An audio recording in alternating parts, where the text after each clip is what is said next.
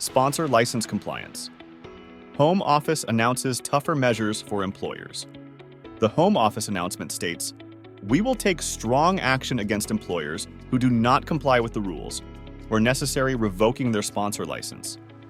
We will strengthen this by making it harder for those with a long-term record of non-compliance to return to the sponsor register."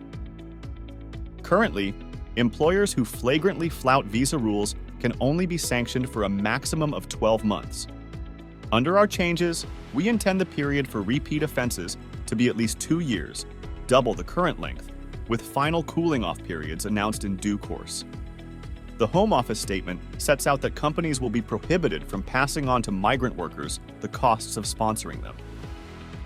In her statement, 𝗖𝗢𝗠𝗨𝗡𝗬 explains that businesses recruiting internationally will be required to pay for certificates of sponsorship, sponsor licenses, and the associated administrative costs themselves. It should be noted that it is already contrary to the immigration rules and guidance to require a worker to pay certain fees. For example, if a sponsor is liable to pay the immigration skills charge in respect of a worker and attempts to recoup some or all of the charge from them, this is grounds for revocation of a sponsor license. See Annex C2 of the Guidance for Sponsors, Part 3, Sponsor Duties and Compliance. The Home Office statement also indicates the government's intention to consider immigration compliance alongside employment law requirements. The statement set out as follows.